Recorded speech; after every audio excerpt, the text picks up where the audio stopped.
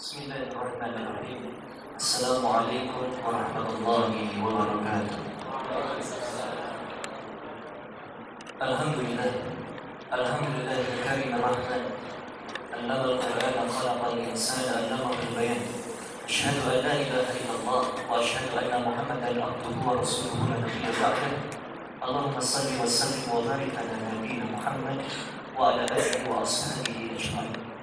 Subhanaka la ilma lana illa ma 'allamtana innaka antal alimul hakim. Jamaah masjid Mujahidin yang Allah cintai, bicara masalah sejarah Nusantara tidak bisa dipisahkan dari sejarah panjang perjuangan Islam. Kita ketahui bersama sebelum Nusantara ini bercorak Islam, maka sebelumnya banyak kerajaan yang bercorak Hindu-Buddha. Ada kerajaan yang paling tua namanya Kutai Kartanagara di Kalimantan Timur. Ada kerajaan Pajajaran, ada kerajaan Majapahit.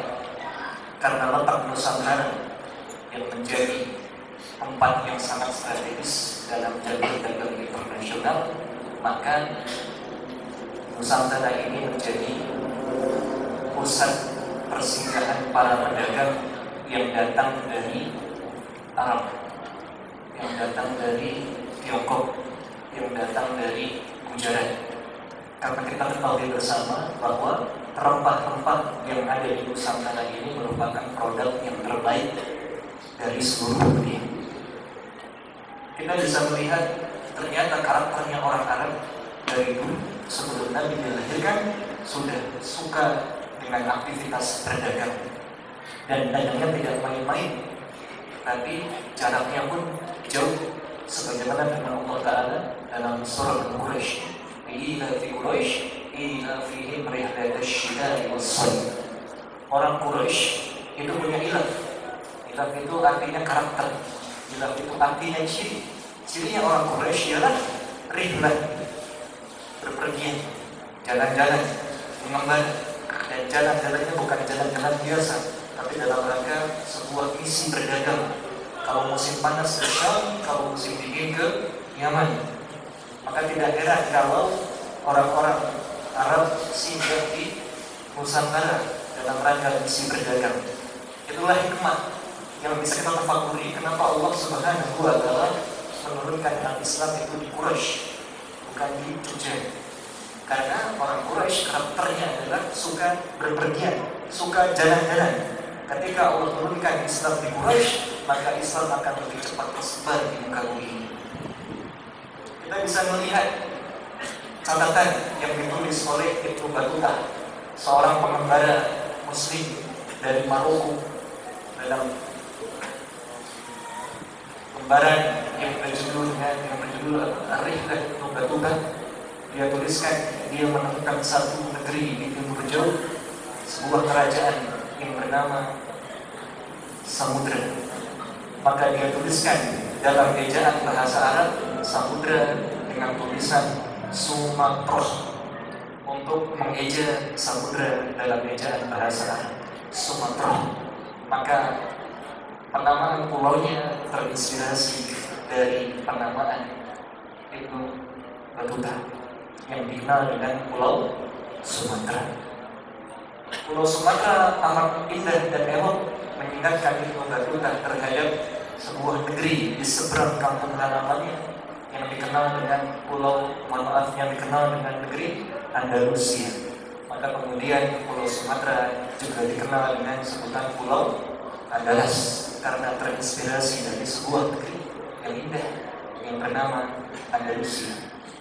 Lalu kemudian Ibnu Battuta melanjutkan hasilnya, pengembaraannya ke timur lagi, sampai dia menemukan sebuah pulau yang penuh dengan kerajaan Kesultanan Muslim, Kesultanan Islam, kerajaan Islam.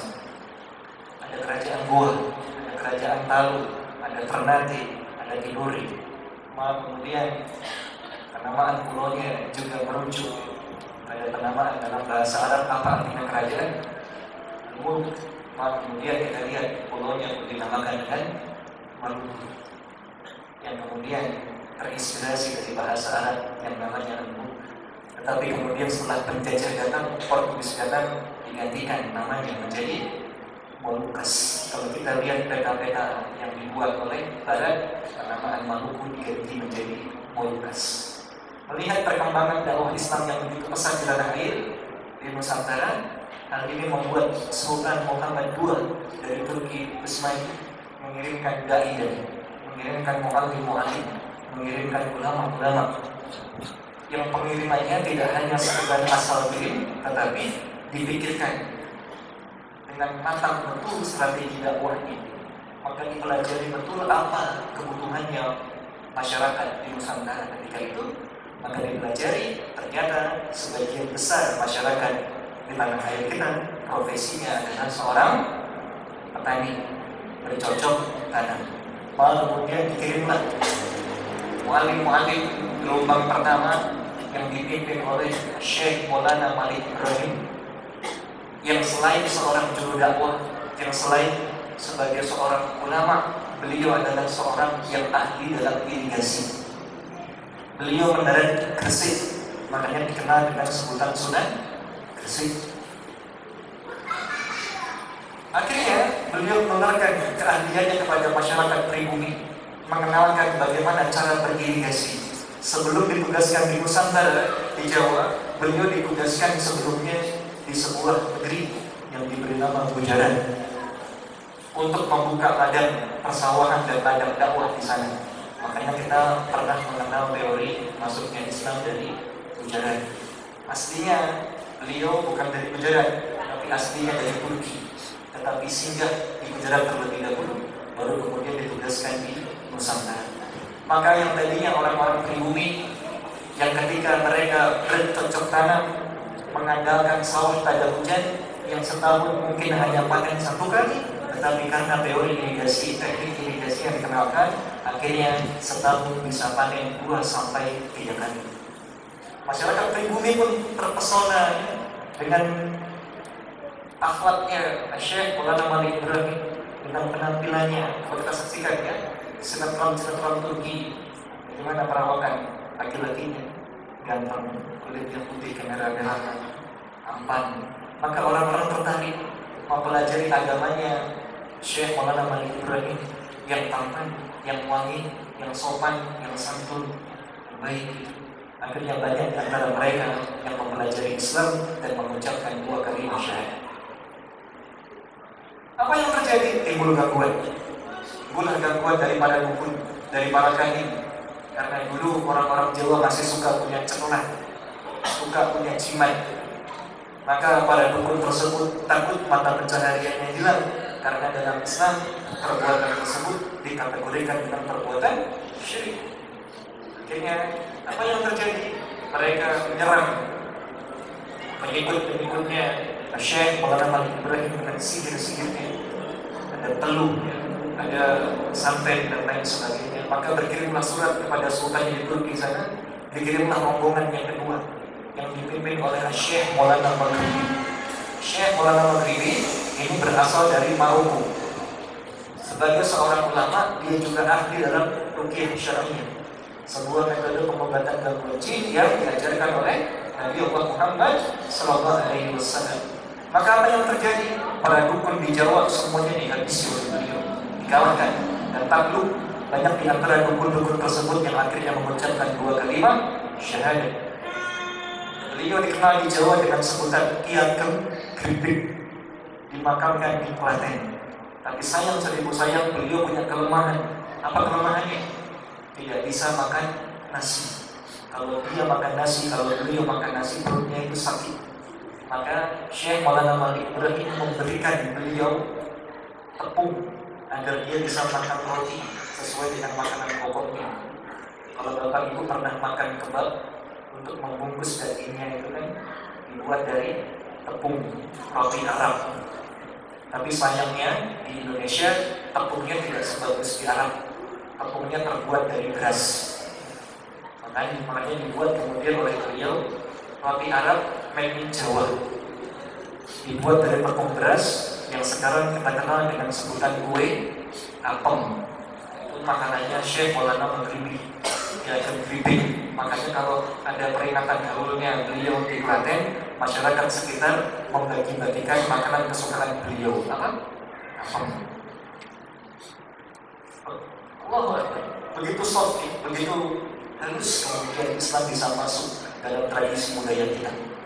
Maka kita bisa melihat dulu Kesultanan Yogyakarta ini dikenal dengan Kesultanan Mataram, dengan rajanya yang bernama Susuhunan Sultan Hanyokrokusumo. Sebelumnya Mataram yang bercorak Hindu.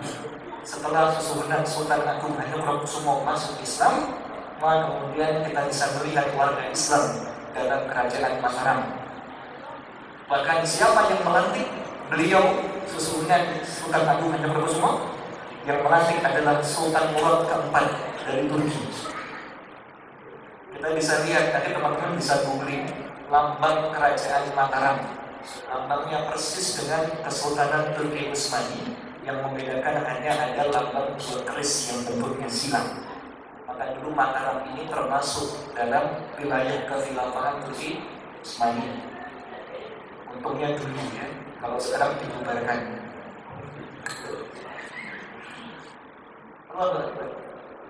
Teman-teman yang dirahmati oleh Allah Subhanahu wa Ta'ala, maka Sultan Murad melalui Syarif Mekah memberikan 4 tanda pelantikan kepada Susuhunan Sultan Agung Hanyokrokusumo. Tanda yang pertama diberikan topi tarbushi. Tahu topi tarbushi? Topi yang bentuknya bulat lonjong ke atas. Pernah lihat tari sufi yang putar-putar itu memakai topi tarbushi. Dan topi model tarbushi sampai sekarang dipakai oleh raja-raja di Jogja. Lihat fotonya Sultan Agung atau Sultan Hamengkubuwono ya, dari pertama sampai ke sekarang sampai ke 10. Lihat mahkotanya. Atau kalau teman-teman habis jagung maten, kalau ada Jawa, lihat pakaian mempelai prianya memakai mahkota model tarbushi ya. Warnanya apa? Hitam. Bentuknya bulat lonjong ke atas. Yang kedua diberikan kain penutup Ka'bah, warnanya hitam, kiswah. Diberikan potongannya. Sampai di Jogja diberi nama kain potongannya dengan nama Kiai Unggul Ulung, menjadi Panji Bergodo atau Bergodo, pasukannya keraton katanya. Yang ketiga diberikan tanda potongan kain penutupnya makam Nabi, warnanya putih. Sampai di Jogja diberi nama Kiai Pare Anung, juga jadi panji pasukan Mataram ketika itu. Dan yang keempat diberikan kendi berisi air zam-zam, dan kendinya sekarang masih ada, bisa dijumpai ketika teman-teman main ziarah ke makam raja-raja di kota gede. Kendinya masih ada. Allahu Akbar. Kita bisa melihat dampak budaya Islam, dampak masuknya Islam Raja Jawa ini berdampak besar dalam kehidupan masyarakat Jawa. Contoh, penamaan bulan. Sebelum kemudian coraknya menjadi Islam, dulu penanggalan Jawa didasarkan atas kalender Saka. Tetapi ketika sudah bercorak Islam, penamaan bulannya mengikuti kalender Islam. Bulan Muharram dalam bahasa Jawa disebut Sasilomo. Muharram apa? Suro. Karena apa? Karena di bulan Muharram terdapat hari yang istimewa tanggal 10, yakni hari Asyura. Bulan Ramadan dalam bahasa Jawa disebut Sasiama. Poso. Kenapa? Karena Ramadan wayahe poso. Bulan Rabiul Awal dalam bahasa Jawa disebut Sasiama. Rabiul Awal. Mulut. Kenapa disebut mulut? Dari kata apa mulut? Maulid, artinya dari kelahiran. Karena Nabi dilahirkan pada bulan Rabiul Awal. Kalau pada saat bulan mulut, biasanya di alun-alun ada apa? Ada apa? Sekaten. Pernah sekaten? Jadi ketika sekaten isinya sebelum sekarang ya, yang isinya adalah dermol, tong setan, dong. Dulu itu sekaten adalah media dakwahnya raja kepada masyarakatnya. Maka diperdengarkanlah lantunan ayat suci Al-Quran di masjid gede. Kemudian juga digelar kesenian Islam, wayang dengan gamelan untuk tujuan dakwah Islam. Sampai sekarang pun sisanya masih ada. Kalau teman-teman nanti ke sekaten, perhatikan di gerbang sekaten yang warnanya hijau itu, perhatikan di sebelah kanan bawah itu ada tulisan. Tulisannya bunyinya asyhadu an la ilaha illallah wa asyhadu anna muhammadar rasulullah. Itu tulisan apa? Kalimat syahadatain. Maka banyak yang bilang sekaten itu asalnya dari syahadatain, karena orang Jawa sulit mengucapkan kata syahadatain, misalnya bicaranya sekaten. Dan sekarang pun kita bisa saksikan dalam tradisi orang Jawa, kalau nikah untuk menyambut datangnya mempelai laki-laki di rumah keluarga mempelai perempuan dibangun apa?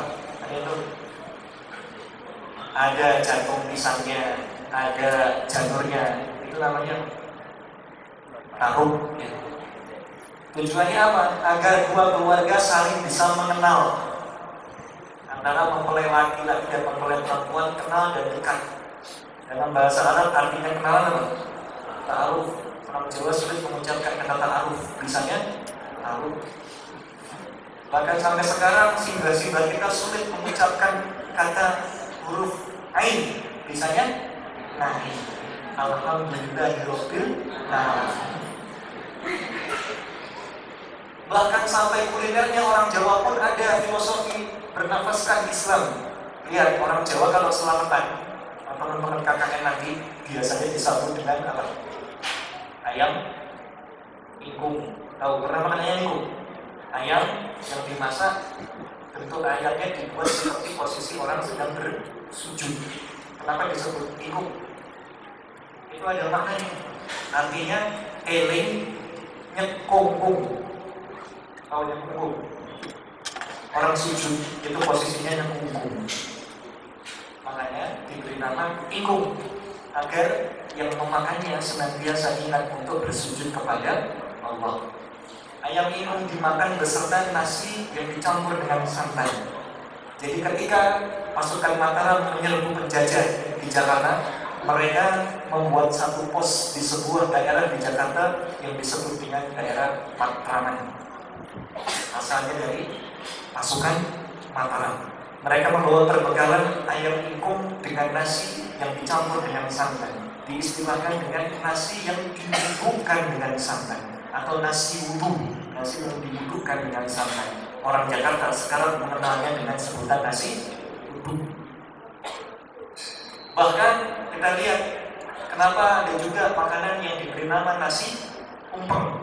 Bentuknya gimana? Lancip ke atas. Kenapa disebut dengan tumpeng?